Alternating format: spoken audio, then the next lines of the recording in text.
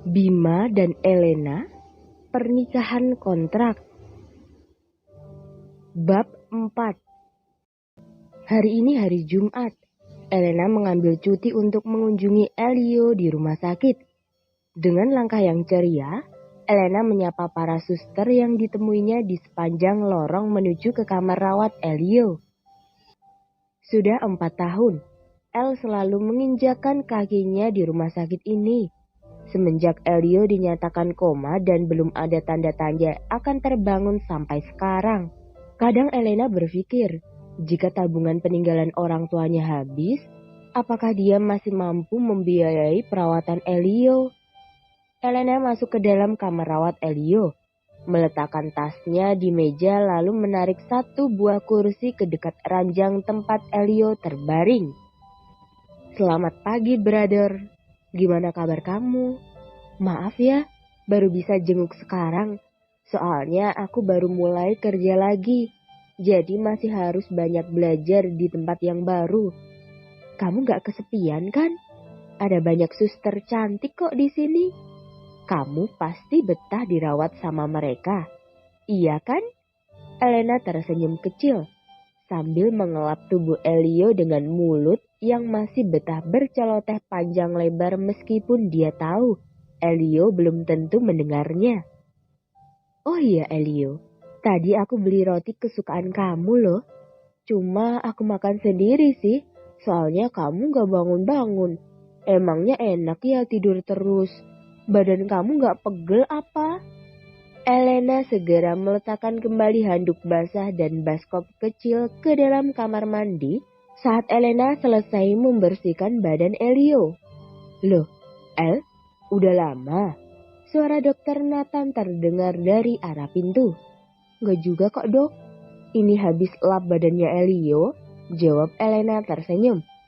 Saya cek keadaan Elio sebentar ya, ucap dokter Nathan ramah. Oh, silahkan dok. Elena mempersilahkan dengan bersemangat. Elio gimana dok?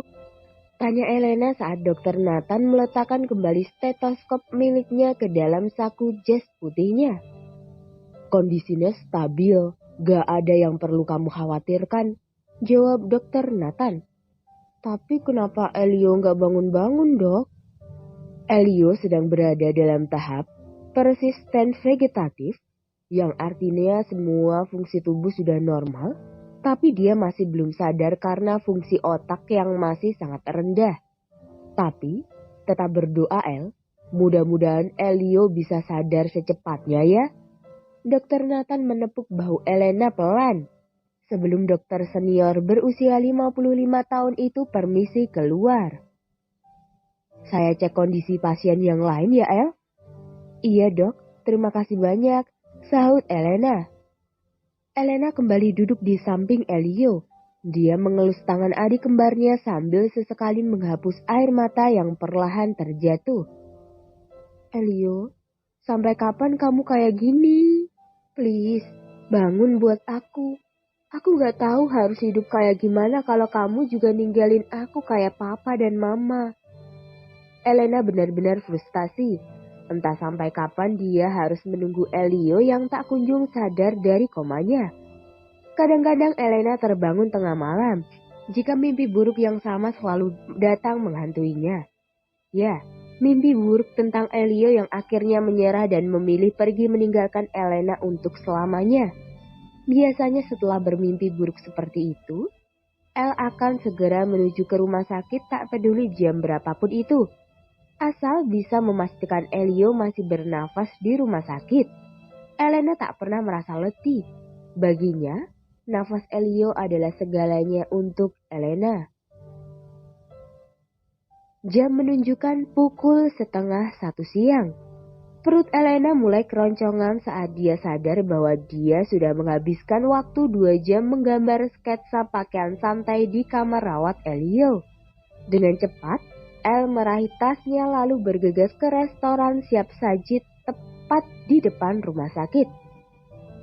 Aku keluar bentar ya Leo, lapar nih belum makan siang.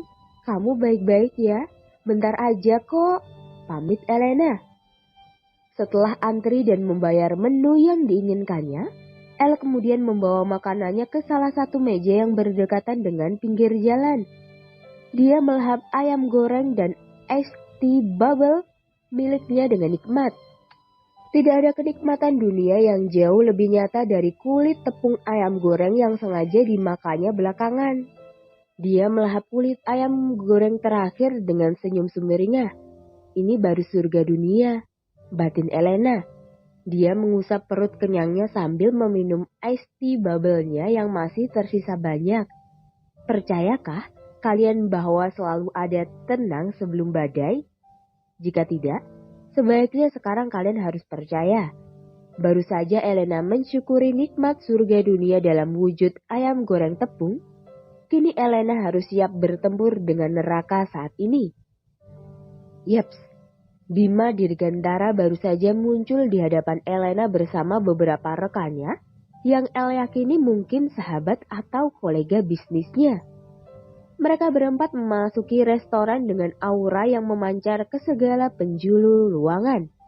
Bahkan 4 anak SMA yang sedang duduk di meja sebelah Elena tidak sadar bahwa mulut mereka terbuka lebar dengan rahang hampir menyentuh lantai. Elena yakin 10 detik lagi mereka tidak menutup mulutnya, maka lalat akan dengan senang hati bersarang di dalam rongga mulut mereka. Memangnya mereka FC apa? Apa hebatnya coba si Bima itu? Elena tidak habis pikir. Mungkin karena mereka belum tahu sifat asli manusia kutub itu. Tampak Bima dan rekan-rekannya sedang mengantre sambil berbincang saat mata Bima tak sengaja menangkap sesosok bocah tengil yang selama beberapa hari ini membuatnya selalu kesal. Bahkan dengan hanya memikirkannya, Bima segera berpamitan sebentar ke teman-temannya lalu berjalan menuju meja tempat Elena berada. Elena berusaha melihat ke arah yang lain, bersikap sesantai mungkin, dan berpura-pura tidak melihat keberadaan Bima sama sekali. Namun, El semakin gusar saat ekor matanya menangkap sosok Jangkun. Bima sudah berada tepat di sampingnya, menarik kursi dan duduk di sebelah Elena. Elena benar-benar kesal sekarang. Mau apa lagi itu manusia kutub sebenarnya? Apa? Elena mendesis segala ke arah Bima. Oke, berarti kau benar-benar melihatku. Kenapa kau di sini? Ya buat makan lah, masa buat kumur-kumur? Jawab El kesal. Kau mengikuti aku kan bocah? Seketika Elena berdiri geli. Ya ampun, dari mana lelaki ini punya kepercayaan diri yang sangat tinggi? Dia pikir dia seperfect apa sampai Elena harus menjadi stalkernya? Atau sesempurna Lee Min Ho? Memangnya El sudah gila? Heh, manusia kutub, kuingatkan ya, jadi orang jangan kegeeran. Siapa juga yang sudah jadi stalker orang kayak kamu? Apa? Manusia kutub? Bima kembali syok mendengar panggilan El kepadanya. Kenapa bocah tengil ini selalu memanggilnya dengan panggilan yang buruk?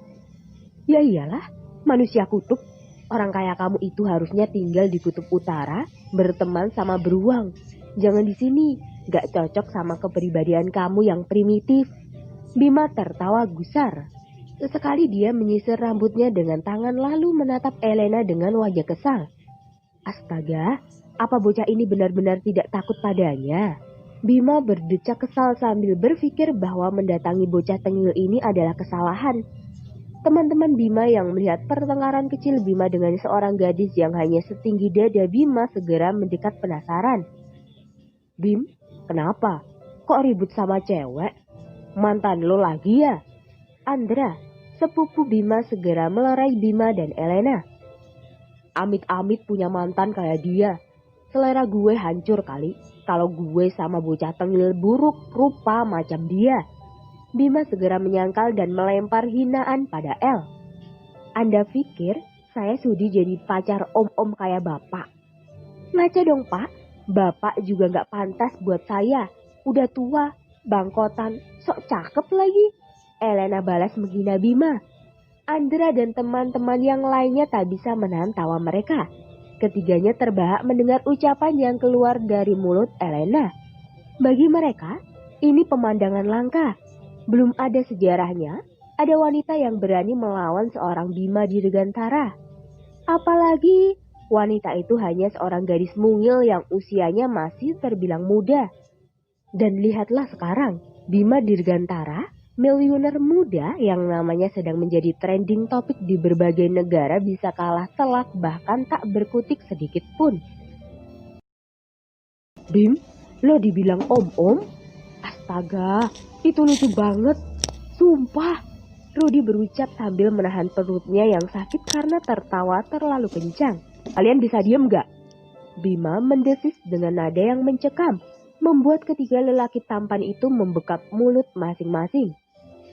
Kalau sudah dirasa cukup perdebatannya, saya permisi duluan, Pak. Berada seruangan dengan Bapak bikin saya nggak bisa nafas, seru Elena sambil menyampirkan tas di pundaknya. Lalu tersenyum ke arah teman-teman Bima. Kakak-kakak, saya duluan ya. Maaf saya kurang sopan di depan kalian. Elena segera berlalu pergi dengan buru-buru, menyisakan Bima yang masih tak tahu harus bereaksi apa. Bocah tengil itu baru saja menyebut dirinya om-om, tetapi memanggil teman-temannya dengan sebutan kakak. Penghinaan macam apa lagi ini? Gadis itu siapa, Bim? Andra menepuk bahu Bima saat El sudah menghilang di tengah padatnya kendaraan. Karyawan baru Adelis, jawabnya singkat. Oh iya, kok aku gak pernah lihat? Dia baru sebulanan lebih bekerja. Kok lo tahu, Bim? Arga juga ikut penasaran. Gue yang bikin dia dipecat di tempat dia sebelumnya. Gue juga yang bikin dia gak bisa kerja di tempat manapun. Yang sialnya, justru malah diterima di tempat Tante Hanin. Ujar Bima menjelaskan. Lo ada masalah apa sih sama tuh cewek? Padahal cakep gitu loh, Bim. Kalau gue sih, daripada dijadiin musuh, mending gue jadiin pacar. Saud Reddy menggoda Bima. Ceritanya panjang, kapan-kapan gue ceritain. Dan kalau lo mau jadi pacar dia, gue saranin jangan. Tuh cewek badan doang kecil, omongannya persis cabai rawit gorengan. Ucap Bima kembali. Tapi kok gue penasaran ya sama tuh cewek. Saud Andra tersenyum. Jangan bilang lo suka juga sama tuh cewek. Sejak kapan selera lo turun? Bima berkata sambil menyikut perut Andra. Mungkin Andra hanya tersenyum sambil mengingat bagaimana bentuk wajah Elena tadi. Dia bertekad akan menemui kembali gadis itu dalam waktu dekat. Tunggu saja. Terima kasih telah mendengarkan.